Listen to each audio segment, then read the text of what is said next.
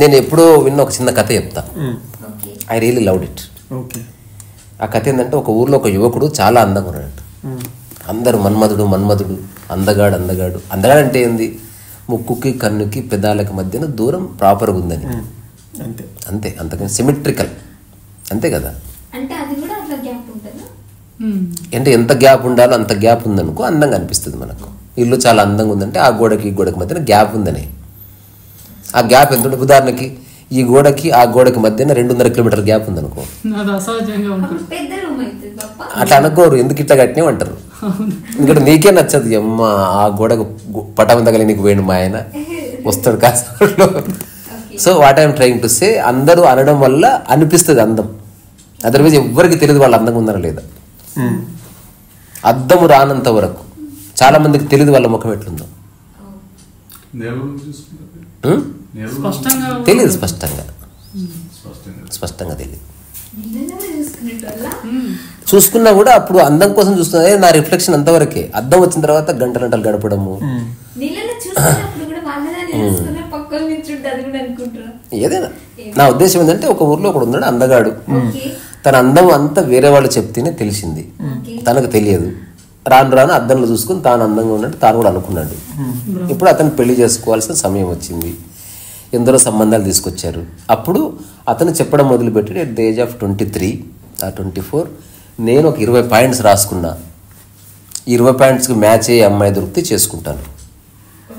అంటే తాను ఇంత ఎత్తుండాలని, ఇంత చదువుకోవాలని, తనకు జడ ఉండాలని, తనకి ఈ పాదాల వేళ్ళు ఏ వేలు పొడుగు ఉండొద్దని.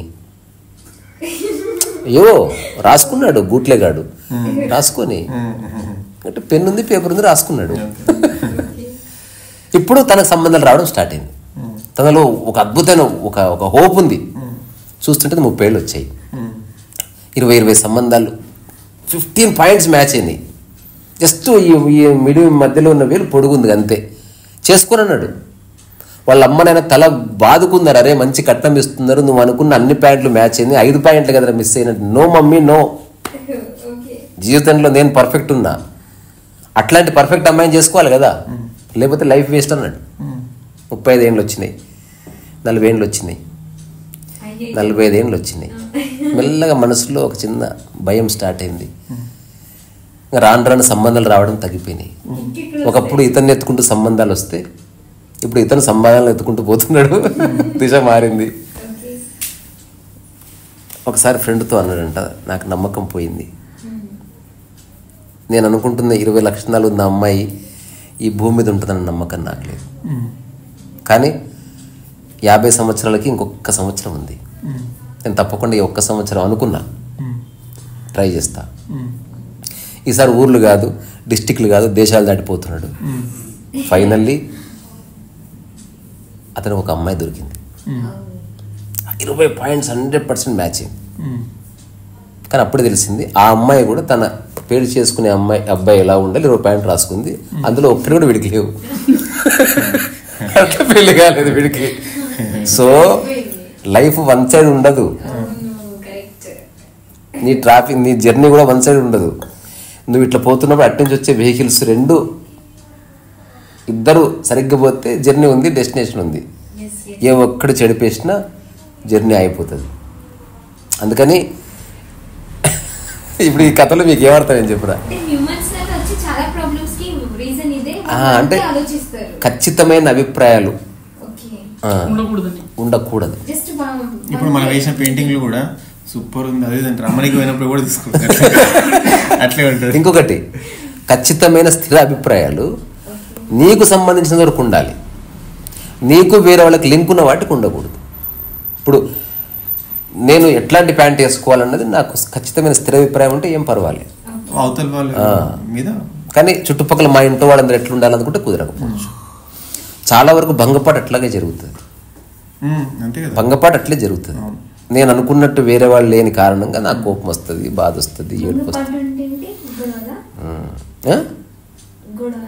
గొడవ కాదు, నీకు ఓడిపోయిన భావన కలుగుతుంది.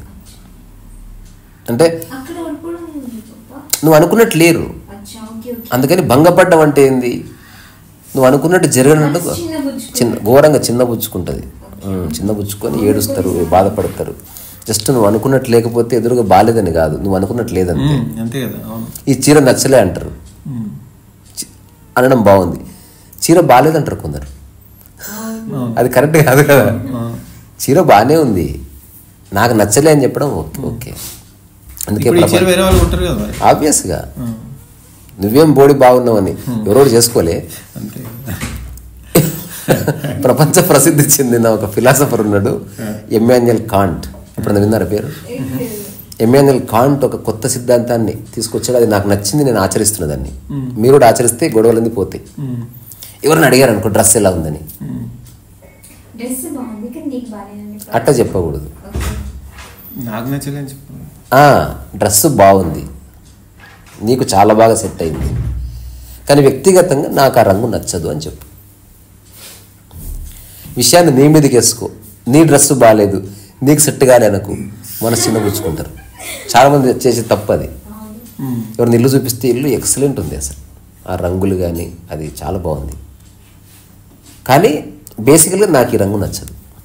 నేను ఇల్లు కొనుక్కుంటే ఈ రంగు వేసుకుని, కానీ మీ టేస్ట్ కానీ అదంతా చాలా అదిరిపోయింది అని చెప్పావు అనుకో, నొప్పింపక తానోపక, అంటే నీ అభిప్రాయాన్ని చెప్పావు. రెండోది వాడిని నువ్వు డిస్టర్బ్ చేయలేదు. ఇంకోటి అంటే నిజాన్ని తను అంటే నిజాన్ని చెప్పడానికి తను ప్రిపేర్ చేస్తున్నట్టు కూడా అంతే. రెండు చెప్పాడు కదా, అంటే తన ఒపీనియన్ చెప్పాడు, తన వాస్తవం చెప్పాడు. నాకు ఈ రంగు పడదు అన్నాడు, నేనే ఇల్లు కట్టుకుంటే ఈ రంగు వేసుకునేవాడిని కాదన్నాడు. కానీ మీకు మనసు ఉంది, మీ ఇల్లు కాబట్టి మీ టేస్ట్ చాలా బాగుంది అన్నాడు. ఇది ఎలా ఉందంటే, ఓ సినిమా దర్శకుడికి ఒక రచయిత ఉన్నాడంట. ఆ రచయిత రాస్తున్నాడు సీన్లు, లవ్ సీన్, ఒక హీరో హీరోయిన్ మధ్యన గొడవ జరగాలి, ఆ సీన్ రాసుకురా అన్నట్టు. వాడు వారం రోజులు తల కింద మీద పడి ఒక సీన్ రాసుకొచ్చాడు. 5 పేజీలు ఉంది అది. Rally of exchange of statements, ఎట్లా స్టార్ట్ అవుతుంది, ఎట్లా గొడవ పడుతుంది, ఎట్లా గొడవ దారి తీస్తుంది, ఎట్లా గొడవ తీవ్రమవుతుంది, ఎట్లా గొడవ ఎండ్ అయిపోతుంది.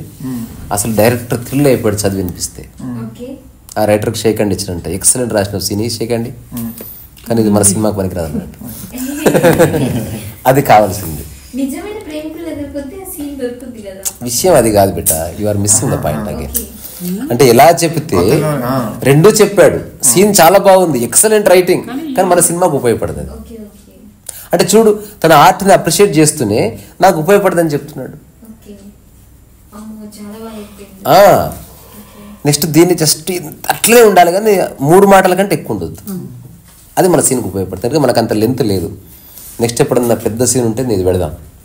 చూడు, వాడికి ఉత్సాహం తగ్గదు, వీడికి కావాల్సింది వీడు తెప్పి చేయించుకుంటూనే ఉన్నాడు. అట్లా కాకుండా ఏం రాసినా ఆ బోర్డు సీను, వాడు మనసు చిన్న పుచ్చుకుంటాడు. చాలా మంది వంట బాగాలేదంటారు. ఇప్పుడు ప్రతి చోట ఈ చిన్నది ఎరుకలో ఉందనుకో, ఎక్సలెంట్ చేసిన, వెరీ గుడ్, కానీ ఈ మధ్య నాకెందుకో కారం పడతలేదు. కారం కనుక నేనే